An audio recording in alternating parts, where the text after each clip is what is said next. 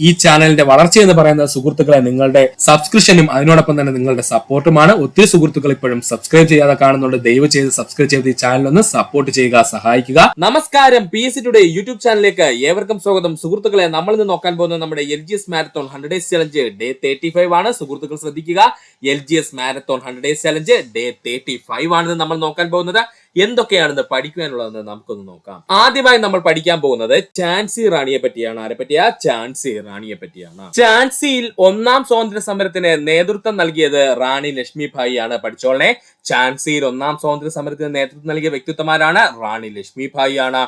റാണി ലക്ഷ്മിഭായിയുടെ യഥാർത്ഥ നാമം മണികർണിക എന്നാണ്. റാണി ലക്ഷ്മിഭായിയുടെ യഥാർത്ഥ നാമം എന്താ? മണികർണിക എന്നാണ്. 1857 വിപ്ലവത്തിൽ ഝാൻസി റാണി ഉൾപ്പെടുവാൻ കാരണം ദത്തവകാശ നിരോധന നിയമപ്രകാരം ബ്രിട്ടീഷുകാർ ഝാൻസി പിടിച്ചെടുക്കാൻ ശ്രമിച്ചത് ഇമ്പോർട്ടന്റ് ആണ്. 1857 വിപ്ലവത്തിന് ഝാൻസി റാണി ഉൾപ്പെടുവാനുള്ള കാരണം ചോദിച്ചു കഴിഞ്ഞാല് ദത്തവകാശ നിരോധന നിയമപ്രകാരം ബ്രിട്ടീഷുകാർ ഝാൻസി പിടിച്ചെടുക്കാൻ ശ്രമിച്ചത്. 1857 വിപ്ലവത്തിൽ ജോവാൻ ഓഫ് ആർക്ക് എന്നറിയപ്പെടുന്നത് ഝാൻസി റാണി. പഠിച്ചോളനെ, 1857 വിപ്ലവത്തിലെ ജോവാൻ ഓഫ് ആർക്ക് എന്നറിയപ്പെടുന്നത് ആരെന്ന് ചോദിച്ചാൽ അത് ഝാൻസി റാണിയാണ്. വിപ്ലവകാരികളുടെ സമുന്നത നേതാവ് എന്ന് ഝാൻസി റാണി വിശേഷിപ്പിച്ചത് സർ ഹ്യൂഗോ റോസ് ആണ്. പഠിച്ചോളനെ, വിപ്ലവകാരികളുടെ സമുന്നത നേതാവ് എന്ന് ഝാൻസി റാണി വിശേഷിപ്പിച്ചത് ആരാ? സർ ഹ്യൂഗോ റോസ് ആണ്. ഒന്നുകൂടി പറയാം സുഹൃത്തുക്കളെ, ഝാൻസി ഒന്നാം സ്വാതന്ത്ര്യ സമരത്തിന് നേതൃത്വം നൽകിയത് റാണി ലക്ഷ്മിഭായി ആണ്.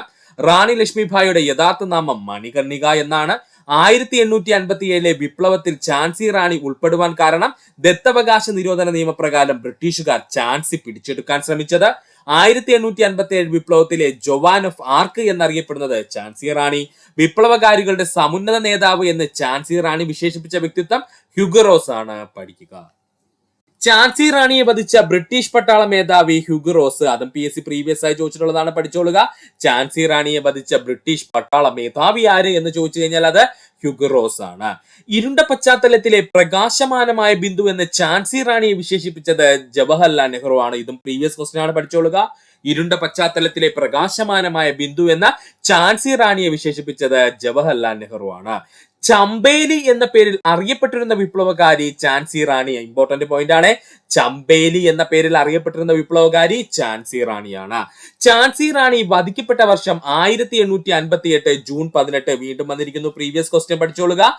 ഝാൻസി റാണി വധിക്കപ്പെട്ട വർഷം 1858 ജൂൺ മാസം 18 Lakshmibai national institute of physical education സ്ഥിതി ചെയ്യുന്നത് ഗോളിയാർ ആണ്. ഇതും പ്രീവിയസ് ക്വസ്റ്റ്യൻ ആണ്. പഠിച്ചോളണേ, Lakshmibai national institute of physical education സ്ഥിതി ചെയ്യുന്നത് എവിടെയാണ്? ഗോളിയാർ ആണ്. പഠിക്കുക. ഒന്നുകൂടി പറയാം സുഹൃത്തുക്കളെ, ഝാൻസി റാണിയെ വധിച്ച ബ്രിട്ടീഷ് പട്ടാള മേധാവി ചോദിച്ചാൽ ഹ്യൂഗോ റോസ് ആണ്. ഇരുണ്ട പശ്ചാത്തലത്തിലെ പ്രകാശമാനമായ ബിന്ദു എന്ന് ഝാൻസി റാണിയെ വിശേഷിപ്പിച്ചത് ജവഹർലാൽ നെഹ്റു ആണ്. ചമ്പേലി എന്ന പേരിൽ അറിയപ്പെട്ടിരുന്ന വിപ്ലവകാരി ഝാൻസി റാണിയാണ്. ഝാൻസി റാണി വധിക്കപ്പെട്ട വർഷം 1858 ജൂൺ മാസം 18 Lakshmibai national institute of physical education സ്ഥിതി ചെയ്യുന്നത് എവിടെയാണ്? അത് ഗ്വാളിയർ ആണ്. പഠിക്കുക. INA-യുടെ വനിതാ ബറ്റാലിയൻ അറിയപ്പെടുന്ന പേര് ഝാൻസി റാണി റെജിമെന്റ്. ഇമ്പോർട്ടന്റ് ആണ്. INA-യുടെ വനിതാ ബറ്റാലിയൻ അറിയപ്പെടുന്ന പേരെന്താ? ഝാൻസി റാണി റെജിമെന്റ് എന്നാണ്. ഝാൻസി റാണി മറൈൻ നാഷണൽ പാർക്ക് സ്ഥിതി ചെയ്യുന്നത് ആൻഡമാനിലാണ്. പ്രീവിയസ് ക്വസ്റ്റ്യൻ ആണ്. പഠിക്കുക. ഝാൻസി റാണി മറൈൻ നാഷണൽ പാർക്ക് സ്ഥിതി ചെയ്യുന്നത് എവിടെയാണ്? ആൻഡമാനിലാണ്. ഝാൻസി നഗരം ഇപ്പോൾ സ്ഥിതി ചെയ്യുന്നത് എവിടെയെന്ന് ചോദിച്ചാൽ അത് ഉത്തർപ്രദേശ് സംസ്ഥാനത്തിലാണ് കേട്ടോ. ഝാൻസി നഗരം ഇപ്പോൾ എവിടെയാ സ്ഥിതി ചെയ്യുന്നതെന്ന് ചോദിച്ചാൽ അത് ഉത്തർപ്രദേശ് സംസ്ഥാനത്തിലാണ്. ഒന്നുകൂടി പറയാം സുഹൃത്തുക്കളെ, ശ്രദ്ധിക്കുക. INA-യുടെ വനിതാ ബറ്റാലിയൻ അറിയപ്പെടുന്ന പേര് ഝാൻസി റാണി റെജിമെന്റ്. ഝാൻസി റാണി മറൈൻ നാഷണൽ പാർക്ക് സ്ഥിതി ചെയ്യുന്നത് ആൻഡമാനിലാണ്. ഇത് പ്രീവിയസ് ക്വസ്റ്റ്യൻ ആണ്. ഝാൻസി നഗരം ഇപ്പോൾ സ്ഥിതി ചെയ്യുന്ന സംസ്ഥാനം ചോദിച്ചാൽ അത് ഉത്തർപ്രദേശ് ആണ്. പഠിക്കുക. അടുത്തതായി നമുക്ക് പഠിക്കുവാനുള്ളതാണ് ഖിലാഫത്ത് പ്രസ്ഥാനം. ഇപ്പോൾ PSC ഒരുപാട് ക്വസ്റ്റ്യൻ പേപ്പറുകളിൽ റിപ്പീറ്റ് ആയി ചോദിച്ചുകൊണ്ടിരിക്കുന്ന ഒരു മേഖലയാണ് ഖിലാഫത്ത് പ്രസ്ഥാനം. അപ്പൊ നമുക്ക് നോക്കാം ഖിലാഫത്ത് പ്രസ്ഥാനം. ഖിലാഫത്ത് പ്രസ്ഥാനത്തിന്റെ രൂപീകരണത്തിന് കാരണം ഒന്നാം ലോക മഹായുദ്ധത്തിന്റെ ഭാഗമായി മുസ്ലിങ്ങളുടെ ആത്മീയ നേതാവായ തുർക്കി സുൽത്താന്റെ അധികാരങ്ങൾ ബ്രിട്ടൻ പരിമിതപ്പെടുത്തിയത്. പഠിച്ചോളനെ, ഖിലാഫത്ത് പ്രസ്ഥാനത്തിന്റെ രൂപീകരണത്തിന്റെ ഏറ്റവും പ്രധാനപ്പെട്ട കാരണമാണ് നമ്മൾ പറഞ്ഞത്. ഒന്നാം ലോക മഹായുദ്ധത്തിന്റെ ഭാഗമായി മുസ്ലിങ്ങളുടെ ആത്മീയ നേതാവായ തുർക്കി സുൽത്താന്റെ അധികാരങ്ങള് ബ്രിട്ടൻ പരിമിതപ്പെടുത്തിയതാണ് ഖിലാഫത്ത് പ്രസ്ഥാനത്തിന്റെ രൂപീകരണത്തിന് കാരണം. അഖിലേന്ത്യാ ഖിലാഫത്ത് കോൺഫറൻസ് നടന്ന വർഷം 1919 നവംബറിലാണ്. അഖിലേന്ത്യാ ഖിലാഫത്ത് കോൺഫറൻസ് നടന്ന വർഷം ചോദിച്ചാൽ 1919. 1919 ഓൾ ഇന്ത്യ ഇന്ത്യ ഖിലാഫത്ത് കോൺഫറൻസിന് വേദിയായ നഗരം ഡൽഹിയാണ്. വീണ്ടും വന്നിരിക്കുന്നു പ്രീവിയസ് ക്വസ്റ്റ്യൻ, പഠിച്ചോളുക. 1919 ഓൾ ഇന്ത്യ ഖിലാഫത്ത് കോൺഫറൻസിന് വേദിയായ നഗരം ചോദിച്ചു കഴിഞ്ഞാൽ അത് ഡൽഹിയാണ്. പഠിക്കുക. ഖിലാഫത്ത് പ്രസ്ഥാനത്തിന്റെ പ്രധാന സ്ഥാപകരാണ് മുഹമ്മദ് അലി, ഷൗക്കത്ത് അലി, മൗലാന അബ്ദുൽ കലാം ആസാദ്, ഹക്കിം അജ്മൽ ഖാൻ, ഹസ്രത്ത് മൊഹാനി. ഈ പറഞ്ഞിരിക്കുന്ന എല്ലാ വ്യക്തിത്വങ്ങളുടെ പേരും സുഹൃത്തുക്കൾ പഠിക്കാൻ ശ്രമിക്കുക, ഇമ്പോർട്ടന്റ് ആണ്. ഒന്നുകൂടി പറയാം, ഖിലാഫത്ത് പ്രസ്ഥാനത്തിന്റെ സ്ഥാപകർ എന്നറിയപ്പെടുന്നത് ആരൊക്കെയാണ്? മുഹമ്മദ് അലി, ഷൗക്കത്ത് അലി, മൗലാന അബ്ദുൽ കലാം ആസാദ്, ഹക്കിം അജ്മൽ ഖാൻ, അതുപോലെ ഹസ്രത്ത് മൊഹാനി. ഒന്നുകൂടി പറയാം സുഹൃത്തുക്കളെ, ശ്രദ്ധിക്കുക. ഖിലാഫത്ത് പ്രസ്ഥാന രൂപീകരണത്തിന് കാരണം എന്തെന്ന് ചോദിച്ചു കഴിഞ്ഞാൽ, ഒന്നാം ലോക മഹായുദ്ധത്തിന്റെ ഭാഗമായി മുസ്ലിങ്ങളുടെ ആത്മീയ നേതാവായ തുർക്കി സുൽത്താന്റെ അധികാരങ്ങൾ ബ്രിട്ടൻ പരിമിതപ്പെടുത്തിയത്. അഖിലേന്ത്യാ ഖിലാഫത്ത് കോൺഫറൻസ് നടന്ന വർഷം 1919 നവംബറിലാണ്. 1919 ഓൾ ഇന്ത്യ ഖിലാഫത്ത് കോൺഫറൻസിന് വേദിയായ നഗരം ഡൽഹിയാണ്. ഖിലാഫത്ത് പ്രസ്ഥാനത്തിന്റെ സ്ഥാപകർ എന്നറിയപ്പെടുന്നത് മുഹമ്മദ് അലി, ഷൗക്കത്ത് അലി, മൗലാന അബ്ദുൽ കലാം ആസാദ്, ഹക്കിം അജ്മൽ ഖാൻ, ഹസ്രത്ത് മൊഹാനി എന്നിവരാണ്. പഠിക്കുക. ഓൾ ഇന്ത്യ ഖിലാഫത്ത് കമ്മിറ്റിയുടെ ആദ്യ പ്രസിഡന്റ് മഹാത്മാഗാന്ധി. ഒരുപാട് തവണ PSC പ്രീവിയസ് ആയി ചോദിച്ചതാണ്, പഠിച്ചോളുക.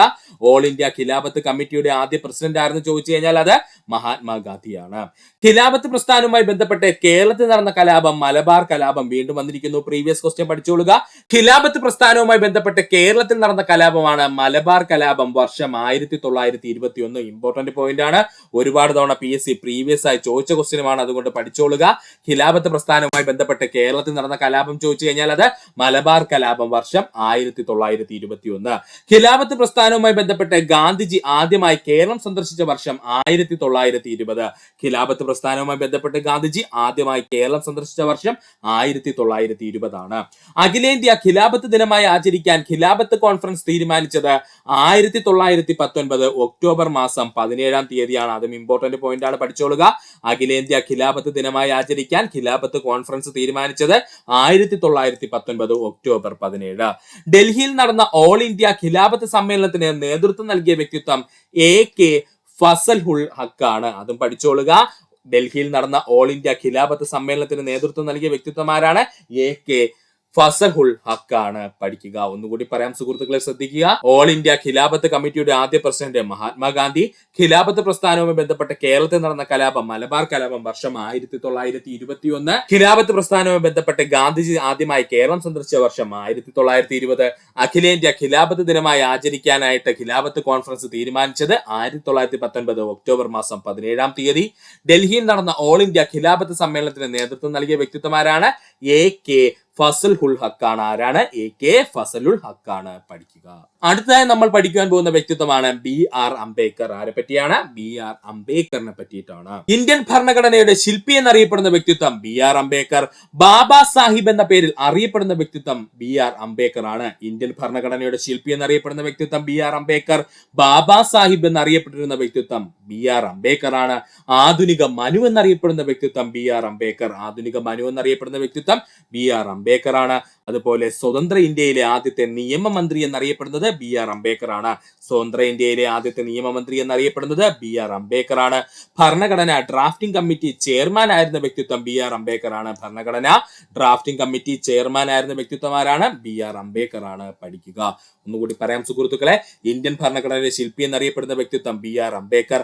ബാബാ സാഹിബ് എന്നറിയപ്പെട്ടിരുന്നത് BR അംബേദ്കർ ആണ്. ആധുനിക മനു എന്നറിയപ്പെടുന്ന വ്യക്തിത്വം BR അംബേദ്കർ. സ്വതന്ത്ര ഇന്ത്യയിലെ ആദ്യത്തെ നിയമമന്ത്രി BR അംബേദ്കർ ആണ്.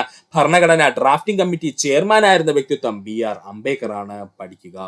ഈ പറഞ്ഞിരിക്കുന്ന എല്ലാ പോയിന്റും PSC ഒരുപാട് തവണ പ്രീവിയസ് ആയി ചോദിച്ചിട്ടുള്ളതാണ്. അതുകൊണ്ട് ഈ പറഞ്ഞിരിക്കുന്ന 5 പോയിന്റും സുഹൃത്തുക്കളെ വ്യക്തമായിട്ട് പഠിക്കാൻ ശ്രമിക്കുക. കാളയെ പോലെ അധ്വാനിക്കൂ, മുനിയെ പോലെ ജീവിക്കൂ എന്ന് അഭിപ്രായപ്പെട്ട വ്യക്തിത്വം BR അംബേദ്കർ. ഇമ്പോർട്ടന്റ് ആണ്. കാളയെ പോലെ അധ്വാനിക്കൂ, മുനിയെ പോലെ ജീവിക്കൂ എന്ന് അഭിപ്രായപ്പെട്ട വ്യക്തിത്വം BR അംബേദ്കർ ആണ്. പീപ്പിൾസ് എഡ്യൂക്കേഷൻ സൊസൈറ്റി ആരംഭിച്ച നവോത്ഥാന നായകൻ BR അംബേദ്കർ ആണ്. പീപ്പിൾ എഡ്യൂക്കേഷൻ സൊസൈറ്റി ആരംഭിച്ച നവോത്ഥാന നായകൻ എന്നറിയപ്പെടുന്നത് BR അംബേദ്കർ ആണ്. ഭാരതീയ ബുദ്ധ മഹാസഭ സ്ഥാപിച്ച നവോത്ഥാന നായകൻ BR അംബേദ്കർ ആണ്. വർഷം 1955. ഇമ്പോർട്ടന്റ് ആണ്. ബഹിഷ്കൃത ഹദ്കാരണി സഭ, ഇൻഡിപെൻഡന്റ് ലേബർ പാർട്ടി എന്നിവ ആരംഭിച്ച നവോത്ഥാന നായകൻ BR അംബേദ്കർ ആണ്. ഇൻഡിപെൻഡന്റ് ലേബർ പാർട്ടി ആരംഭിച്ച വർഷം 1936 അതൊന്ന് പഠിച്ചു വെച്ചേക്കണേ, ഇമ്പോർട്ടന്റ് ആണ്. അപ്പോൾ ബഹിഷ്കൃത ഹിതകാരിണി സഭയും ഇൻഡിപെൻഡന്റ് ലേബർ പാർട്ടിയും ആരംഭിച്ച വ്യക്തിത്വം ആരെന്ന് ചോദിച്ചാൽ അത് BR അംബേദ്കർ ആണ്. ഇതിൽ ഇൻഡിപെൻഡൻസ് ലേബർ പാർട്ടി 1936 ആരംഭിച്ചത്. അതുകൂടി ഒന്ന് പഠിച്ചു വെച്ചിരിക്കുക. മൂകനായിക് പത്രം ആരംഭിച്ച നവോത്ഥാന നായകൻ BR അംബേദ്കർ. വീണ്ടും വന്നിരിക്കുന്നു പ്രീവിയസ് ക്വസ്റ്റ്യൻ. മൂകനായിക് എന്ന പത്രം ആരംഭിച്ച നവോത്ഥാന നായകൻ BR അംബേദ്കർ ആണ്. ഒന്നുകൂടി പറയാം സുഹൃത്തുക്കളെ, ശ്രദ്ധിക്കുക. കാളയെ പോലെ അധ്വാനിക്കുകയോ മുനിയെ പോലെ ജീവിക്കുകയോ എന്ന് അഭിപ്രായപ്പെട്ട വ്യക്തിത്വം BR Ambedkar. People education society ആരംഭിച്ച നവോത്ഥാന നായകൻ BR അംബേദ്കർ. ഭാരതീയ ബുദ്ധ മഹാസഭ സ്ഥാപിച്ച നവോത്ഥാന നായകൻ BR അംബേദ്കർ. വർഷം 1955 ബഹിഷ്കൃത ഹിതകാരിണി സഭ, ഇൻഡിപെൻഡന്റ് ലേബർ പാർട്ടി എന്നിവ ആരംഭിച്ച നവോത്ഥാന നായകൻ BR Ambedkar. Independent labour party ആരംഭിച്ച വർഷം 1936 മൂകനായിക് പത്രം ആരംഭിച്ച നവോത്ഥാന നായകൻ ആരെന്ന് ചോദിച്ചാൽ അത് BR അംബേദ്കർ ആണ്. പഠിക്കുക. അംബേദ്കർ ഇന്ത്യൻ ഭരണഘടനയുടെ ഹൃദയവും ആത്മാവും എന്ന് വിശേഷിപ്പിച്ചത് അനുച്ഛേദം 32. വളരെ ഇമ്പോർട്ടന്റ് ആണ്, റിട്ടേൺ ആണ് കേട്ടോ അദ്ദേഹം അങ്ങനെ വിശേഷിപ്പിച്ചത്. അപ്പോൾ അംബേദ്കർ ഇന്ത്യൻ ഭരണഘടനയുടെ ഹൃദയവും ആത്മാവും എന്ന് വിശേഷിപ്പിച്ചത് അനുച്ഛേദം 32. 3 വട്ടമേശ സമ്മേളനങ്ങളിൽ പങ്കെടുത്ത ദേശീയ നേതാവ് എന്നറിയപ്പെടുന്നത് BR അംബേദ്കർ. 3 വട്ടമേശ സമ്മേളനങ്ങളിൽ പങ്കെടുത്ത ദേശീയ നേതാവ് എന്നറിയപ്പെടുന്നത് BR അംബേദ്കർ ആണ്. അംബേദ്കർ ജയന്തിയായി ആചരിക്കുന്ന ദിവസം ഏപ്രിൽ 14. അംബേദ്കർ ജയന്തിയായി ആചരിക്കുന്ന ദിവസം എന്നാണ് ഏപ്രിൽ 14. അംബേദ്കറിന്റെ പ്രധാന പുസ്തകങ്ങളാണ് caste in India, Pakistan or partition of India, annihilation of caste, annihilation of caste, waiting for a visa, Buddha or Karl Marx. ഇത്രയും പുസ്തകങ്ങൾ പഠിച്ചുകൊള്ളേ, ഇമ്പോർട്ടന്റ് ആണ്. അംബേദ്കറുടെ പ്രധാനപ്പെട്ട പുസ്തകങ്ങൾ ഏതൊക്കെയാണ്? Caste in India, Pakistan or partition of India, annihilation of caste, ഇത് previous question ആണ്, പഠിച്ചോളുക. Annihilation of caste, waiting for a visa, Buddha or Karl Marx. ഇത്രയും പഠിച്ചു വെച്ചിരിക്കുക. ഒന്നുകൂടി പറയാം. അംബേദ്കർ ഇന്ത്യൻ ഭരണഘടനയുടെ ഹൃദയവും ആത്മാവും എന്ന് വിശേഷിപ്പിച്ച അനുച്ഛേദം 32. 3 വട്ടമേശ സമ്മേളനങ്ങളിൽ പങ്കെടുത്ത ദേശീയ നേതാവ് BR അംബേദ്കർ. അംബേദ്കർ ജയന്തിയായി ആചരിക്കുന്ന ദിവസം ഏപ്രിൽ 14. അംബേദ്കറിന്റെ പ്രധാന പുസ്തകങ്ങളാണ് caste in India, Pakistan or partition of India, annihilation of caste, waiting for a visa, Buddha or Karl Marx. പഠിക്കുക. അടുത്തത് നമുക്ക് പഠിക്കുവാനുള്ളതാണ് ഇന്ത്യയും അതുപോലെ സർവകലാശാലകളും. ഇന്ത്യയിലെ പ്രധാനപ്പെട്ട PSC ചോദിച്ചിട്ടുള്ള സർവകലാശാലകളുമാണ് നമ്മൾ പഠിക്കാൻ പോകുന്നത്. നമുക്ക് ഏതൊക്കെയാണെന്ന് നോക്കാം. ഇന്ത്യയിലെ ആദ്യ വികലാംഗ സർവകലാശാല ജഗദ്ഗുരു ഗ്രാമഭദ്രാചാര്യ വികലാംഗ സർവകലാശാല, ഉത്തർപ്രദേശ്. ഇമ്പോർട്ടന്റ് ആണ്. ഇവിടെ PSC ചോദിച്ചത് സർവകലാശാലയുടെ പേരല്ല, ഇന്ത്യയിലെ ആദ്യത്തെ വികലാംഗ സർവകലാശാല ആരംഭിച്ച സംസ്ഥാനം ഏതെന്നാണ് ഉത്തരം. ഉത്തർപ്രദേശ് ആണ്. പക്ഷെ ഇനി നമുക്ക് അങ്ങനെ പഠിച്ചാൽ പോരാ, സർവകലാശാലയുടെ പേര് കൂടി ഒന്ന് പഠിക്കണം നമുക്ക്. അപ്പൊ സർവകലാശാല ഏതാ? ജഗദ്ഗുരു ഗ്രാമ ഭദ്രാചാര്യ വികലാംഗ സർവകലാശാലയാണ് ഇന്ത്യയിലെ ആദ്യത്തെ വികലാംഗ സർവകലാശാല എന്നറിയപ്പെടുന്നത്. ഇത് ഉത്തർപ്രദേശ് സംസ്ഥാനത്ത് സ്ഥിതി ചെയ്യുന്നു. ഇന്ത്യയിലെ ആദ്യത്തെ ആദിവാസി സർവകലാശാലയാണ് ഇന്ദിരാഗാന്ധി നാഷണൽ ട്രൈബൽ യൂണിവേഴ്സിറ്റി, സ്ഥിതി ചെയ്യുന്നത് മധ്യപ്രദേശ്. ഇന്ത്യയിലെ ആദ്യത്തെ ആദിവാസി സർവകലാശാല ഏതാ? ഇന്ദിരാഗാന്ധി നാഷണൽ ട്രൈബൽ യൂണിവേഴ്സിറ്റി, സ്ഥിതി ചെയ്യുന്നത് എവിടെയാണ്? മധ്യപ്രദേശാണ്. ഇന്ദിരാഗാന്ധി നാഷണൽ ട്രൈബൽ യൂണിവേഴ്സിറ്റി എവിടെ നിലവിൽ വന്നു? മധ്യപ്രദേശിൽ നിലവിൽ വന്നു. ഇന്ത്യയിലെ ആദ്യത്തെ വനിതാ സർവകലാശാല ശ്രീമതി നാഥിഭായി ദാമോദർ താക്കറെ യൂണിവേഴ്സിറ്റി. ഇമ്പോർട്ടന്റ് ആണ്. ഇന്ത്യയിലെ ആദ്യത്തെ വനിതാ സർവകലാശാല എവിടെയാണ്? ശ്രീമതി നാഥിഭായി ദാമോദർ താക്കറെ യൂണിവേഴ്സിറ്റിയാണ്. ഇന്ത്യയിലെ ആദ്യത്തെ കാർഷിക സർവകലാശാല ഗോവിന്ദ വല്ലഭ പന്ത് യൂണിവേഴ്സിറ്റി, ഉത്തർപ്രദേശ്. ഇതും ഒരുപാട് തവണ പ്രീവിയസ് ആയി ചോദിച്ചതാണ്. ഇന്ത്യയിലെ ആദ്യത്തെ കാർഷിക സർവകലാശാല എന്നറിയപ്പെടുന്നത് ഗോവിന്ദ വല്ലഭ പന്ത് യൂണിവേഴ്സിറ്റി, ഉത്തർപ്രദേശിലാണ്. ഇന്ത്യയിലെ ആദ്യ പ്രതിരോധ സർവകലാശാല ബിനോല ഗ്രാമം, ഹരിയാന. ഇന്ത്യയിലെ ആദ്യത്തെ പ്രതിരോധ സർവകലാശാല എന്നറിയപ്പെടുന്നത് ബിനോല ഗ്രാമം, ഹരിയാനയാണ്. പഠിക്കുക. ഒന്നുകൂടി പറയാം സുഹൃത്തുക്കളെ. ഇന്ത്യയിലെ ആദ്യ വികലാംഗ സർവകലാശാല എന്നറിയപ്പെടുന്നത് ജഗദ്ഗുരു ഗ്രാമഭദ്രാചാര്യ വികലാംഗ സർവകലാശാല, ഉത്തർപ്രദേശ് സംസ്ഥാനം സ്ഥിതി ചെയ്യുന്നു. ഇന്ത്യയിലെ ആദ്യത്തെ ആദിവാസി സർവകലാശാല Indira Gandhi national tribal university, Madhya Pradesh സ്ഥിതി ചെയ്യുന്നു. ഇന്ത്യയിലെ ആദ്യത്തെ വനിതാ സർവകലാശാല ശ്രീമതി നാഥിഭായ് ദാമോദർ താക്കറെ യൂണിവേഴ്സിറ്റിയാണ്. ഇന്ത്യയിലെ ആദ്യത്തെ ആദ്യത്തെ കാർഷിക സർവകലാശാല ഗോവിന്ദ വല്ലഭ പന്ത് യൂണിവേഴ്സിറ്റി, ഇത് ഉത്തർപ്രദേശിൽ സ്ഥിതി ചെയ്യുന്നു.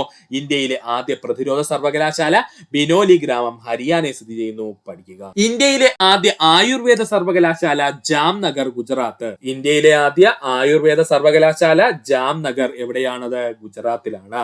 ഇന്ത്യയിലെ ആദ്യ ജെൻഡർ സർവകലാശാല സ്ഥാപിച്ച സംസ്ഥാനം കേരളമാണ്. കേരളത്തിലെ കോഴിക്കോടാണ് കേട്ടോ. ഇന്ത്യയിലെ ആദ്യ ജെൻഡർ സർവകലാശാല സ്ഥാപിച്ച സംസ്ഥാനം കേരളം. കേരളത്തിൽ കോഴിക്കോട്. ഇന്ത്യയിലെ ആദ്യ റെയിൽവേ സർവകലാശാല വഡോദര, ഗുജറാത്ത്. ഇന്ത്യയിലെ ആദ്യ റെയിൽവേ സർവകലാശാല എന്നറിയപ്പെടുന്നത് വഡോദര, ഗുജറാത്ത്. ബിർസ മുണ്ട ട്രൈബൽ യൂണിവേഴ്സിറ്റി സ്ഥിതി ചെയ്യുന്ന സംസ്ഥാനം ഗുജറാത്ത്. ഇമ്പോർട്ടന്റ് ആണ്. ബിർസ മുണ്ട ട്രൈബൽ യൂണിവേഴ്സിറ്റി സ്ഥിതി ചെയ്യുന്ന സംസ്ഥാനം എവിടെയാണ്? അത് ഗുജറാത്തിലാണ്. Rajiv Gandhi national aviation university സ്ഥിതി ചെയ്യുന്ന സംസ്ഥാനം Uttar Pradesh. Rajiv Gandhi national aviation university സ്ഥിതി ചെയ്യുന്ന സംസ്ഥാനം ഉത്തർപ്രദേശാണ്. ഒന്നുകൂടി പറയാം സുഹൃത്തുക്കളെ, ശ്രദ്ധിക്കുക. ഇന്ത്യയിലെ ആദ്യ ആയുർവേദ സർവകലാശാല ജാംനഗർ, ഗുജറാത്ത്. ഇന്ത്യയിലെ ആദ്യ ജെൻഡർ സർവകലാശാല സ്ഥാപിതമായത് കേരളത്തിലെ കോഴിക്കോടാണ്. ഇന്ത്യയിലെ ആദ്യ റെയിൽവേ സർവകലാശാല വഡോദര, ഗുജറാത്ത്. ബിർസ മുണ്ട ട്രൈബൽ യൂണിവേഴ്സിറ്റി സ്ഥിതി ചെയ്യുന്ന സംസ്ഥാനം ഗുജറാത്താണ്. Rajiv Gandhi national aviation university സ്ഥിതി ചെയ്യുന്ന സംസ്ഥാനം ഉത്തർപ്രദേശാണ്. പഠിക്കുക. ഇനി നമുക്ക് പഠിക്കുവാനുള്ളത് മൗണ്ട് കേറ്റുവിനെ പറ്റിയാണ്. ഇതിനെ പറ്റിയ സുഹൃത്തുക്കളെ, മൗണ്ട് കേറ്റു എന്ന് പറയുന്ന കൊടുമുടിയെ പറ്റിയാണ്. ഇപ്പോൾ വീണ്ടും PSC പ്രീവിയസ് ആയി ഒത്തിരി ചോദ്യങ്ങൾ കണ്ടുവരുന്നുണ്ട്. അതുകൊണ്ട് നമുക്ക് പഠിക്കേണ്ടതുണ്ട് മൗണ്ട് കേറ്റുവിനെ പറ്റി. ഇന്ത്യയിലെ ഏറ്റവും ഉയരം കൂടിയ കൊടുമുടി എന്നറിയപ്പെടുന്നത് മൗണ്ട് കേറ്റു. ഇന്ത്യയിലെ ഏറ്റവും ഉയരം കൂടിയ കൊടുമുടി എന്നറിയപ്പെടുന്നത് മൗണ്ട് കേറ്റു ആണ്. ലോകത്തിലെ ഏറ്റവും ഉയരം കൂടിയ രണ്ടാമത്തെ കൊടുമുടി എന്നറിയപ്പെടുന്നത് മൗണ്ട് കേറ്റു. ലോകത്തിലെ ഏറ്റവും ഉയരം കൂടിയ രണ്ടാമത്തെ കൊടുമുടി എന്നറിയപ്പെടുന്നത് ആരാ? അത് മൗണ്ട് കേറ്റു ആണ്. ഇന്ത്യൻ ഉപഭൂഖണ്ഡത്തിലെ ഏറ്റവും ഉയരം കൂടിയ രണ്ടാമത്തെ കൊടുമുടി എന്നറിയപ്പെടുന്നത് മൗണ്ട് കേറ്റു. പഠിച്ചോളനെ, ഇന്ത്യൻ ഉപഭൂഖണ്ഡത്തിലെ ഏറ്റവും ഉയരം കൂടിയ രണ്ടാമത്തെ കൊടുമുടി എന്നറിയപ്പെടുന്നത് മൗണ്ട് കേറ്റു ആണ്. മൗണ്ട് കേറ്റു സ്ഥിതി ചെയ്യുന്ന പർവ്വതനിര കാരക്കോറം പർവ്വതനിര. മൗണ്ട് കേറ്റു സ്ഥിതി ചെയ്യുന്ന പർവ്വതനിര ഏതാണ്? തെറ്റിപ്പോവല്ലേ, കാരക്കോറം പർവ്വതനിര. മൗണ്ട് കേറ്റുവിന്റെ ഉയരം 8611 മീറ്റർ ആണ്. മൗണ്ട് കേറ്റുവിന്റെ ഉയരം എത്രയാ? 8611 മീറ്റർ ആണ്. ദാബ്സാഗ് എന്ന പേരിൽ അറിയപ്പെടുന്ന പർവ്വതനിര മൗണ്ട് കേറ്റു ആണ് കേട്ടോ. പഠിച്ചോളനെ, ദാബ്സാഗ് എന്ന പേരിൽ അറിയപ്പെടുന്ന പർവ്വതനിര ചോദിച്ചാൽ അത് മൗണ്ട് കേറ്റു ആണ്. ഒന്നുകൂടി പറയാം സുഹൃത്തുക്കളെ, ശ്രദ്ധിക്കുക. ഇന്ത്യയിലെ ഏറ്റവും ഉയരം കൂടിയ കൊടുമുടി മൗണ്ട് കേറ്റു. ലോകത്തിലെ ഏറ്റവും ഉയരം കൂടിയ രണ്ടാമത്തെ കൊടുമുടി എന്നറിയപ്പെടുന്നത് മൗണ്ട് കേറ്റു. ഇന്ത്യൻ ഉപഭൂഖണ്ഡത്തിലെ ഏറ്റവും ഉയരം കൂടിയ രണ്ടാമത്തെ കൊടുമുടി എന്നറിയപ്പെടുന്നത് മൗണ്ട് കേറ്റു. മൗണ്ട് കേറ്റു സ്ഥിതി ചെയ്യുന്ന പർവ്വതനിര കാരക്കോറം പർവ്വതനിര. മൗണ്ട് കേറ്റുവിന്റെ ഉയരം 8611 മീറ്റർ. ദാബ്സാഗ് എന്ന പേരിൽ അറിയപ്പെടുന്ന പർവ്വതനിര മൗണ്ട് കേറ്റു ആണ്. പഠിക്കുക. അടുത്തതായി നമുക്ക് പഠിക്കുവാനുള്ളതാണ് നദികളും അപരനാമങ്ങളിലും അതിൽ പ്രധാനപ്പെട്ട ഗംഗയുമായി ബന്ധപ്പെട്ടിട്ടുള്ള അപരനാമങ്ങളാണ്, അല്ലെങ്കിൽ ഗംഗയുടെ പേര് ചേർത്ത് വരുന്ന അപരനാമങ്ങളാണ് കേട്ടോ നമ്മൾ പഠിക്കാൻ പോകുന്നത്. അതാണ് PSC ഏറ്റവും കൂടുതൽ പ്രീവിയസ് ആയി ചോദിച്ചിട്ടുള്ളത്. അതുകൊണ്ടാണ് അത് ആദ്യം നമ്മൾ പഠിച്ചു ചേർക്കുന്നത്. നദികളും അപരനാമങ്ങളും പാർട്ട് 1 ആണിത്. ശ്രദ്ധിക്കുക. നദികളും അപരനാമങ്ങളും. വൃദ്ധഗംഗ എന്നറിയപ്പെടുന്നത് ഗോദാവരിയാണ്. വൃദ്ധഗംഗ എന്നറിയപ്പെടുന്നത് ഗോദാവരിയാണ്. തെലുങ്ക് ഗംഗ കൃഷ്ണ, അർദ്ധഗംഗ കൃഷ്ണ, പാതാളഗംഗ എന്നറിയപ്പെടുന്നത് കൃഷ്ണയാണ്. തെലുങ്ക് ഗംഗ എന്നറിയപ്പെടുന്നത് കൃഷ്ണ, അർദ്ധഗംഗ എന്നറിയപ്പെടുന്നത് കൃഷ്ണ, പാതാളഗംഗ എന്നറിയപ്പെടുന്നതും കൃഷ്ണയാണ്. ഇത് പഠിക്കാൻ ബുദ്ധിമുട്ടുള്ള സുഹൃത്തുക്കൾക്ക് ഒരു ഈസി ട്രിക്ക് പറഞ്ഞുതരാം സുഹൃത്തുക്കളെ, ഓർക്കുക. കൃഷ്ണൻ അറുത്ത തേപ്പ എന്നങ്ങ് പഠിക്കുക. കൃഷ്ണൻ അറുത്ത തേപ്പ എന്നങ്ങ് പഠിക്കുക. ഇതിൽ കൃഷ്ണൻ എന്ന് പറഞ്ഞു കഴിഞ്ഞാൽ കൃഷ്ണ നദി, അറുത്തത് എന്ന് പറഞ്ഞു കഴിഞ്ഞാൽ അത് അർദ്ധഗംഗയെ സൂചിപ്പിക്കുന്നു. അർത്ത എന്ന് പറഞ്ഞു കഴിഞ്ഞാൽ അർദ്ധഗംഗയെ സൂചിപ്പിക്കുന്നു. തേ എന്ന് പറഞ്ഞു കഴിഞ്ഞാൽ അത് തെലുങ്ക് ഗംഗയെ സൂചിപ്പിക്കുന്നു. പാ എന്ന് പറഞ്ഞു കഴിഞ്ഞാൽ അത് പാതാള ഗംഗയെ സൂചിപ്പിക്കുന്നു. അപ്പോ തെലുങ്ക് ഗംഗ എന്നറിയപ്പെടുന്നത് കൃഷ്ണ നദിയാണ്. അർദ്ധഗംഗ എന്നറിയപ്പെടുന്നത് കൃഷ്ണ നദിയാണ്. പാതാള ഗംഗ എന്നറിയപ്പെടുന്ന നദി കൃഷ്ണ നദിയാണ്. ഇത് പഠിക്കാനുള്ള കോഡ് എന്താ സുഹൃത്തുക്കളെ? കൃഷ്ണൻ അറുത്ത തേപ്പ എന്നങ്ങ് പഠിക്കുക. കൃഷ്ണൻ എന്ന് പറഞ്ഞു കഴിഞ്ഞാൽ കൃഷ്ണ നദിയെ സൂചിപ്പിക്കുന്നു. അറുത്ത എന്ന് പറഞ്ഞു കഴിഞ്ഞാൽ അർദ്ധഗംഗയെ സൂചിപ്പിക്കുന്നു. തേപ്പയിലെ തേ എന്ന് പറഞ്ഞു കഴിഞ്ഞാൽ തെലുങ്ക് ഗംഗയെ സൂചിപ്പിക്കുന്നു. പാ എന്ന് പറഞ്ഞു കഴിഞ്ഞാൽ പാതാള ഗംഗയെ സൂചിപ്പിക്കുന്നു. പഠിക്കുക. ദക്ഷിണ ഗംഗ എന്നറിയപ്പെടുന്ന നദി കാവേരിയാണ്. ദക്ഷിണ ഗംഗ എന്നറിയപ്പെടുന്ന നദി ഏതാണ്? കാവേരി നദിയാണ്. മാൽവാ ഗംഗ എന്നറിയപ്പെടുന്ന നദി എന്ന് ചോദിച്ചാൽ അത് ബേത്വേ ആണ്. ഇത് സുഹൃത്തുക്കൾ അധികം കേട്ടിരിക്കാൻ സാധ്യതയില്ല, അതുകൊണ്ട് പഠിച്ചു വെക്കുക. മാൽവാ ഗംഗ എന്നറിയപ്പെടുന്ന നദി എന്ന് ചോദിച്ചാൽ അത് ബേത്വേ ആണ്. അതൊഴിച്ച് ഈ പറഞ്ഞിരിക്കുന്ന ബാക്കി 5 പ്രധാനപ്പെട്ട പോയിന്റ്സും PSC ഒരുപാട് തവണ പ്രീവിയസ് ആയി ചോദിച്ചതാണ്. അതുകൊണ്ട് നന്നായിട്ട് സുഹൃത്തുക്കൾ പഠിക്കാൻ ശ്രമിക്കുക. ഒന്നുകൂടി പറയാം, വൃദ്ധഗംഗ എന്നറിയപ്പെടുന്നത് ഗോദാവരി, തെലുങ്ക് ഗംഗ എന്നറിയപ്പെടുന്നത് കൃഷ്ണ, അർദ്ധഗംഗ എന്നറിയപ്പെടുന്നത് കൃഷ്ണ, പാതാള ഗംഗ എന്നറിയപ്പെടുന്നത് കൃഷ്ണയാണ്. പഠിക്കാനുള്ള കോഡ് എന്താണ്? കൃഷ്ണൻ അറുത്ത തേപ്പ എന്നങ്ങ് പഠിക്കുക. കൃഷ്ണൻ എന്ന് പറഞ്ഞു കഴിഞ്ഞാൽ കൃഷ്ണ നദിയെ സൂചിപ്പിക്കുന്നു, അർത്ത എന്ന് പറഞ്ഞു കഴിഞ്ഞാൽ അർദ്ധഗംഗയെ സൂചിപ്പിക്കുന്നു, തേ എന്ന് പറയുന്നത് തെലുങ്ക് ഗംഗയെ സൂചിപ്പിക്കുന്നു, പ എന്ന് പറഞ്ഞു കഴിഞ്ഞാൽ പാതാള ഗംഗയെ സൂചിപ്പിക്കുന്നു. ജസ്റ്റ് ഒന്ന് ഓർത്ത് വെക്കുക, എക്സാം ഹോളിൽ വരുമ്പോൾ നമുക്ക് കൺഫ്യൂഷൻ ഇല്ലാതെ നമുക്ക് ഉത്തരത്തിലേക്ക് എത്താൻ പറ്റും. ദക്ഷിണ ഗംഗ എന്നറിയപ്പെടുന്നത് കാവേരി, മാൽവ ഗംഗ എന്നറിയപ്പെടുന്നത് ബേത്വേ ആണ്. പഠിക്കുക. അടുത്തതാണ് ധാരാതലീയ ഭൂപടങ്ങൾ എന്താണെന്നുള്ളതാണ് നമ്മൾ നോക്കാൻ പോകുന്നത്. എന്താണ് ധാരാതലീയ ഭൂപടങ്ങൾ? സമഗ്രമായ ഭൂസർവേയുടെ അടിസ്ഥാനത്തിൽ നിർമ്മിക്കുന്ന ഭൂപടങ്ങളാണ് ധാരാതലീയ ഭൂപടങ്ങള്. സമഗ്രമായ ഭൂസർവേയുടെ അടിസ്ഥാനത്തിൽ നിർമ്മിക്കുന്ന ഭൂപടങ്ങളാണ് ധാരാതലീയ ഭൂപടങ്ങള്. പ്രകൃതിദത്തവും മനുഷ്യനിർമ്മിതവുമായ എല്ലാ സവിശേഷതകളും വളരെ വിശദമായി ചിത്രീകരിച്ചിരിക്കുന്ന ഭൂപടങ്ങളാണ് ഇവ. പ്രകൃതിദത്തവും മനുഷ്യനിർമ്മിതവുമായ എല്ലാ സവിശേഷതകളും വളരെ വിശദമായി ചിത്രീകരിച്ചിരിക്കുന്ന ഭൂപടങ്ങളാണ് ധാരാതലീയ ഭൂപടങ്ങൾ. ഈ ഭൂപ്രദേശത്തിന് ഉയരം, ഭൂപ്രകൃതി, നദികൾ, വനങ്ങൾ, കൃഷിയിടങ്ങൾ, ജനവാസ കേന്ദ്രങ്ങൾ, പട്ടണങ്ങൾ, ഗതാഗത വിനിമയ സംവിധാനങ്ങൾ എന്നിവയെ വിശദമായി കാണിക്കുവാൻ കഴിയും. അപ്പോൾ ഇത്തരം ഭൂപടങ്ങളുടെ പ്രത്യേകത എന്താണ്?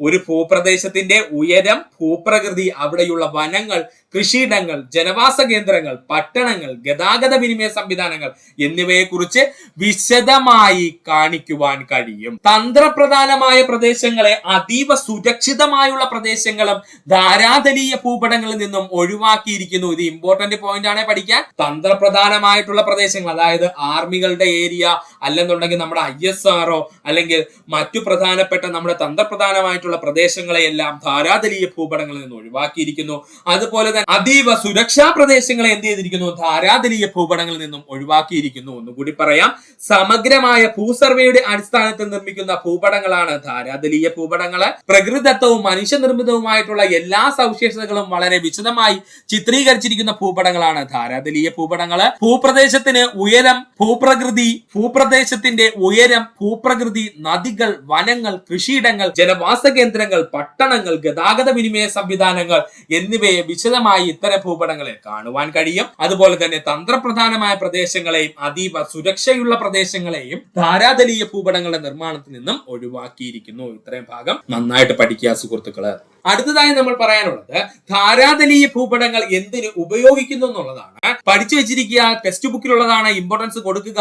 ഒരു ഭൂപ്രദേശത്തിന്റെ ഭൗതികവും സാംസ്കാരികപരവുമായിട്ടുള്ള സവിശേഷതകൾ വിശകലനം ചെയ്യുന്നതിന് വേണ്ടിയിട്ട്, ഒരു പ്രദേശത്തുള്ള ഭൗതികപരമായിട്ടുള്ള അല്ലെങ്കിൽ സാംസ്കാരികപരമായിട്ടുള്ള സവിശേഷതകൾ വിശകലനം ചെയ്യുന്നതിന് വേണ്ടി ധാരാതലീയ ഭൂപടങ്ങൾ നമുക്ക് ഉപയോഗിക്കുവാൻ കഴിയും. സൈനിക പ്രവർത്തനത്തിനും സൈനിക ഭൂപടങ്ങളുടെ നിർമ്മാണത്തിനും ധാരാതലീയ ഭൂപടങ്ങൾ നമ്മൾ ഉപയോഗിക്കുന്നു. സൈനിക പ്രവർത്തനങ്ങൾക്ക് വേണ്ടിയും സൈനിക ഭൂപടങ്ങൾ നിർമ്മിക്കുന്നതിന് വേണ്ടിയും നമ്മൾ ധാരാതലീയ ഭൂപടങ്ങൾ ഉപയോഗിക്കുന്നുവെങ്കിലും സൈനിക കേന്ദ്രങ്ങൾ ഒരിക്കലും ധാരാതലീയ ഭൂപടത്തിനകത്ത് ഉൾപ്പെടുത്തൂല കേട്ടോ. പക്ഷെ സൈനിക പ്രവർത്തനത്തിന് വേണ്ടി നമുക്ക് ധാരാതലീയ ഭൂപടങ്ങൾ ഉപയോഗിക്കാം, അല്ലെങ്കിൽ സൈനിക ഭൂപടങ്ങൾ നിർമ്മിക്കുന്നതിന് വേണ്ടിയിട്ട് നമുക്ക് ധാരാതലീയ ഭൂപടങ്ങൾ ഉപയോഗിക്കാം. സാമ്പത്തിക ആസൂത്രണത്തിന്റെ ഭാഗമായി ഒരു പ്രദേശത്തിന്റെ പ്രകൃതിദത്തവും മനുഷ്യനിർമ്മിതവുമായ വിഭവങ്ങളെ പറ്റി പഠിക്കുന്നതിന് വേണ്ടി ധാരാതലീയ ഭൂപടങ്ങൾ ഉപയോഗിക്കുന്നു. സാമ്പത്തിക ആസൂത്രണത്തിന്റെ ഭാഗമായി ഒരു പ്രദേശത്തിന്റെ പ്രകൃതിദത്തവും മനുഷ്യനിർമ്മിതവുമായിട്ടുള്ള വിഭവങ്ങൾ കണ്ടെത്തി പഠിക്കുന്നതിന് വേണ്ടിയിട്ട് ധാരാതലീയ ഭൂപടങ്ങൾ നമുക്ക് ഉപയോഗിക്കാം. നഗരാസൂത്രണ പ്രവർത്തനങ്ങൾ മോസ്റ്റ് ഇമ്പോർട്ടന്റ് പോയിന്റ് ആണ്. നഗരാസൂത്രണ പ്രവർത്തനങ്ങൾക്ക് വേണ്ടി ധാരാതലീയ ഭൂപടങ്ങൾ നമുക്ക് ഉപയോഗിക്കാം. നഗരാസൂത്രണ പ്രവർത്തനങ്ങൾക്ക് വേണ്ടിയിട്ട് ധാരാതലീയ ഭൂപടങ്ങൾ നമുക്ക് ഉപയോഗിക്കാം. ലാസ്റ്റ് ഒന്നും കൂടി പറയുവാണ്, അത്രയും ഇമ്പോർട്ടന്റ് ആണ്, നമ്മുടെ ടെക്സ്റ്റ് ബുക്കിലുള്ള പോയിന്റ് ആണ്.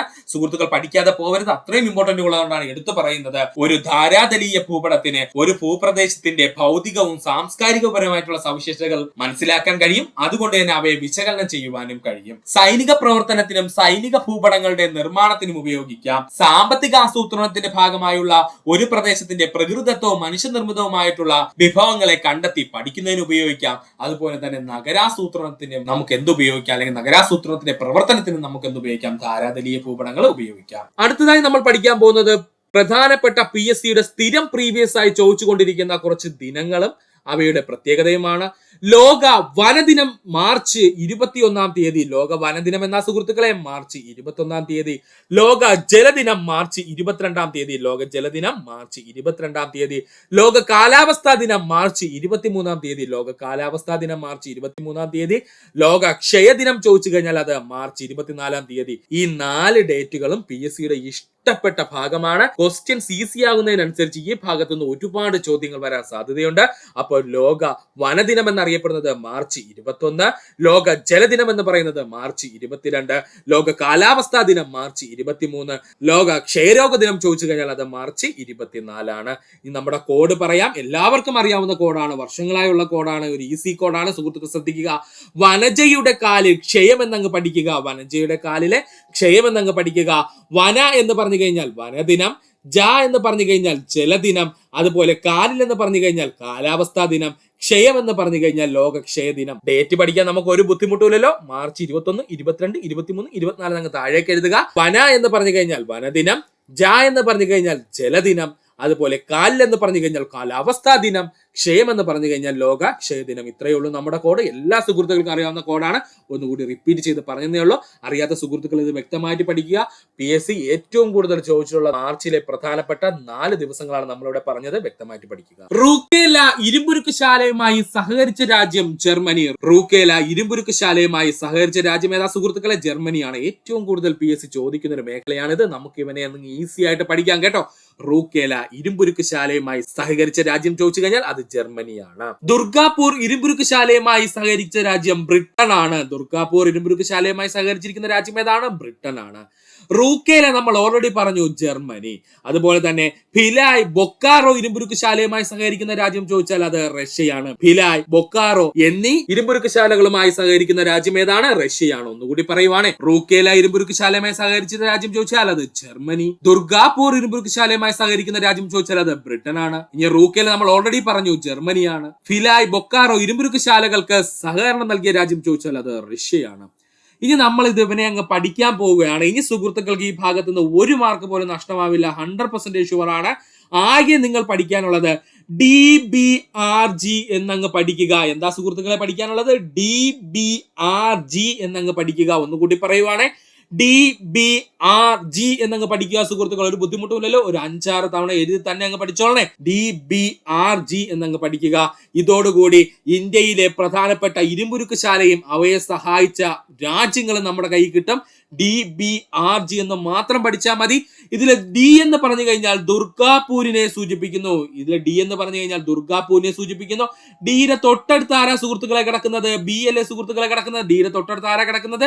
B ആണ് കിടക്കുന്നത്. അപ്പോൾ ദുർഗാപൂരുമായി സഹകരിച്ച രാജ്യം ചോദിച്ചു കഴിഞ്ഞാൽ അത് ബ്രിട്ടൻ ആണ്. B എന്ന് പറഞ്ഞു കഴിഞ്ഞാൽ ആരാ സുഹൃത്തുക്കളെ? ബ്രിട്ടൻ ആണ്. അപ്പൊ ദുർഗാപൂരുമായിട്ട് സഹകരിച്ച രാജ്യം ആരാണ്? ബ്രിട്ടൻ ആണ്. ഇനി B എന്ന് പറഞ്ഞ ലെറ്ററിൽ ആരംഭിക്കുന്ന ഇന്ത്യയിലെ പ്രധാനപ്പെട്ട ഇരുമ്പുരുക്ക് ശാലകൾ ആരൊക്കെയുണ്ട് സുഹൃത്തുക്കളെ? 2 എണ്ണമല്ലേ? ഒന്ന് ഭിലായും ഒന്ന് ബൊക്കാറോയും. ശരിയല്ലേ ഞാൻ പറഞ്ഞത്? B എന്ന് പറയുന്നതിൽ ആരംഭിക്കുന്ന ഇന്ത്യയിലെ പ്രധാനപ്പെട്ട 2 ഇരുമ്പുരുക്ക് ശാലകൾ ചോദിച്ചു കഴിഞ്ഞാൽ അത് ഭിലായും ബൊക്കാറയുമാണ്. അപ്പൊ ഭിലായും ബൊക്കാറയും സഹകരിച്ച രാജ്യം എന്ന് ചോദിച്ചാൽ അത് R മീൻസ് റഷ്യയാണ്. കിട്ടിയത് കണ്ടോ? ഭിലായും ബൊക്കാറോ എന്നീ 2 ഇരുമ്പുരുക്ക് ശാലകളുമായിട്ട് സഹകരിച്ച രാജ്യം ഏതാണ്? റഷ്യയാണ്. തൊട്ടടുത്ത് കിടക്കുന്നത് R ആയതുകൊണ്ട് റഷ്യയാണ്. ഇനി നമ്മൾ 6 ആരംഭിക്കണം. 6 ആരംഭിക്കുന്ന ഇന്ത്യയിലെ പ്രധാനപ്പെട്ട ഇരുമ്പുരുക്ക് ശാല ഏതാ സുഹൃത്തുക്കളെ? അത് റൂക്കേലയാണ്. അപ്പോ റൂക്കേലയുമായിട്ട് സഹകരിക്കുന്ന രാജ്യം ആരാണ്? G എന്നാണ്. അതായത് ജർമ്മനിയാണ്. കിട്ടിയോ? PSC ഇതുവരെ ചോദിച്ചിട്ടുള്ള ഏതൊരു ഇരുമ്പുരുക്ക് ശാലയുമായി സഹകരിച്ച രാജ്യവും ഇതിനകത്തുണ്ട്. അപ്പൊ കോഡ് ഒന്നുകൂടി പറയുവാണ്, DBRG എന്ന് നമ്മുടെ ക്വസ്റ്റ്യൻ പേപ്പറിന്റെ സൈഡിൽ എഴുതുക. D എന്ന് പറഞ്ഞു കഴിഞ്ഞാൽ അത് ദുർഗാപൂരാണ്. അതിന്റെ തൊട്ടടുത്ത് ആരാ കിടക്കുന്നത്? B ആണ്. അപ്പൊ ദുർഗാപൂരിനെ സഹായിച്ച രാജ്യം ഏതാണ് സുഹൃത്തുക്കളെ? ബ്രിട്ടൻ ആണ്. ഇനി ബിയിൽ തുടങ്ങുന്ന പ്രധാനപ്പെട്ട 2 ഇരുമ്പുരുക്ക് ശാലകൾ ഇന്ത്യക്കുണ്ട്. ഒന്ന് ഭിലായും മറ്റൊന്ന് ബൊക്കാറോയും. ഇവയെ രണ്ടിനെയും സഹായിച്ചത് ഒരേ രാജ്യം തന്നെയാണ്. ആര്? റഷ്യയാണ്. തൊട്ടടുത്ത് 6 കിടക്കുന്നുണ്ട്, റഷ്യ. ഇനി 6 തുടങ്ങുന്ന ഇന്ത്യയിലെ ഇരുമ്പുരുക്ക് ശാല എന്ന് ചോദിച്ചാൽ അത് റൂക്കേലയാണ്. റൂക്കേലയെ സഹായിച്ച രാജ്യമാരാണ്? തൊട്ടടുത്ത് കിടക്കുന്ന ജർമ്മനി. അപ്പോൾ DBRG എന്നൊരു ഈസി കോഡിലൂടെ സുഹൃത്തുക്കൾക്ക് ഇന്ത്യയിലെ ഇരുമ്പുരുക്ക് ശാലകളും അതുമായി സഹകരിച്ച രാജ്യവും പക്ക നമ്മുടെ കൈ കിട്ടും. സ്ഥിരം PSCയുടെ ഒരു ഷുവർ ഷോട്ട് ചോദ്യമാണ് ഇവിടെ പറഞ്ഞത്. പക്ക നിങ്ങൾക്ക് ഈ ഭാഗത്ത് നിന്ന് 1 മാർക്ക് ഉറപ്പിക്കാം. അടുത്തതായി നമുക്ക് പഠിക്കേണ്ട ബാക്ടീരിയ രോഗമാണ് ടെറ്റനസ്. ടെറ്റനസ് രോഗത്തിന് കാരണമായ ബാക്ടീരിയയാണ് ക്ലോസ്ട്രീഡിയം ടെറ്റനി. ടെറ്റനസ് രോഗത്തിന് കാരണമായിട്ടുള്ള ബാക്ടീരിയ ഏതാ സുഹൃത്തുക്കളെ? ക്ലോസ്ട്രീഡിയം ടെറ്റനിയാണ്. രോഗം പടരുന്നത് മുറിവിലൂടെയാണ്. ടെറ്റനസ് എന്ന രോഗം പകരുന്നത് മുറിവിലൂടെയാണ്. രോഗലക്ഷണം പേശികളുടെ അനിയന്ത്രിതമായ സങ്കോചം മൂലം വായ തുറക്കുവാനും ആഹാരം വിഴുങ്ങുവാനും കഴിയാത്ത അവസ്ഥ. പേശികളുടെ അനിയന്ത്രിതമായ സങ്കോചം മൂലം വായ തുറക്കുവാനോ ആഹാരം വിഴുങ്ങുവാനോ കഴിയാത്ത അവസ്ഥയാണ് ടെറ്റനസ് എന്ന് പറയുന്ന രോഗത്തിന്റെ ലക്ഷണം എന്ന് പറയുന്നത്. അതുകൊണ്ട് തന്നെ ടെറ്റനസ് ഒരു ഓമന പേരിൽ അറിയപ്പെടുന്നുണ്ട്, ലോക്ജാ ഡിസീസ്. എന്താണ് ലോക്ജാ ഡിസീസ് എന്നറിയപ്പെടുന്നത് ആരെന്ന് ചോദിച്ചാൽ അത് ടെറ്റനസ് ആണ്. അതിനുള്ള കാരണമാണ് നമ്മൾ ഈ പറഞ്ഞത്. പേശികളുടെ അനിയന്ത്രിതമായ സങ്കോചം മൂലം വായ തുറക്കാനും ആഹാരം വിഴുങ്ങാനും കഴിയുന്നില്ല. അതുകൊണ്ടാണ് ടെറ്റനസ് എന്ന രോഗത്തെ ലോക്ജാ ഡിസീസ് എന്ന പേരിൽ അറിയപ്പെടുന്നത്. അടുത്തതായി നമ്മൾ പഠിക്കാൻ പോകുന്ന ബാക്ടീരിയൽ രോഗമാണ് ആന്ത്രാക്സ്. ആന്ത്രാക്സ് രോഗം ഉണ്ടാകുന്ന ബാക്ടീരിയയാണ് ബാസിലസ് ആന്ത്രാസിസ്. പഠിച്ചോളെ, ആന്ത്രാക്സ് രോഗം ഉണ്ടാക്കുന്ന ബാക്ടീരിയ ആരാണ്? ബാസിലസ് ആന്ത്രാസിസ് ആണ്. ആരാണ്? ബാസിലസ് ആന്ത്രാസിസ് ആണ്. ജന്തുക്കളുമായുള്ള സമ്പർക്കത്തിലൂടെയാണ് രോഗം പടരുന്നത്. ജന്തുക്കളുമായുള്ള സമ്പർക്കത്തിലൂടെ പകരുന്ന രോഗമാണ് ആന്ത്രാക്സ് എന്ന് പറയുന്നത്. രോഗലക്ഷണങ്ങൾ ചോദിച്ചാൽ തൊലിപ്പുറത്തുണ്ടാകുന്ന വ്രണങ്ങൾ. ആന്ത്രാക്സ് രോഗലക്ഷണങ്ങൾ തൊലിപ്പുറത്തുണ്ടാകുന്ന വ്രണങ്ങൾ, ശ്വാസതടസ്സം അനുഭവപ്പെടുക, പനി, ചുമ, തലവേദന. രോഗലക്ഷണങ്ങൾ എന്തൊക്കെയാണ്? തൊലിപ്പുറത്തുണ്ടാകുന്ന വ്രണങ്ങള്, ശ്വാസതടസ്സം അനുഭവപ്പെടുക, പനി, ചുമ, തലവേദന എന്നിവയാണ് പഠിക്കുക. ഇത്രയുമായിരുന്നു നമ്മുടെ LGS മാരത്തോൺ ഡേ 35 നിന്ന് നമ്മൾ നോക്കിയ സുഹൃത്തുക്കളെ. അപ്പോൾ ഇത്ര നേരം ഈ വീഡിയോ കണ്ട സുഹൃത്തുക്കൾ എല്ലാവർക്കും നന്ദി, നമസ്കാരം. നിങ്ങൾക്ക് ഈ വീഡിയോ ഇഷ്ടമായി നിങ്ങളുടെ സുഹൃത്തുക്കൾ കൂടി ഷെയർ ചെയ്ത് നൽകാനോടൊപ്പം തന്നെ നമ്മുടെ ചാനൽ സബ്സ്ക്രൈബ് ചെയ്ത് സഹായിക്കുക. സബ്സ്ക്രൈബ് ബട്ടണോട് ചേർന്നുള്ള ബെൽ ബട്ടൺ അമർത്തി കഴിഞ്ഞാൽ നമ്മൾ അപ്ലോഡ് ചെയ്യുന്ന വീഡിയോകൾ അപ്പോൾ തന്നെ സുഹൃത്തുക്കളെ നിങ്ങൾ എത്തുന്നതാണ്. സുഹൃത്തുക്കൾ എല്ലാവർക്കും നന്ദി, നമസ്കാരം. നല്ലൊരു ദിവസം നേരുന്നു.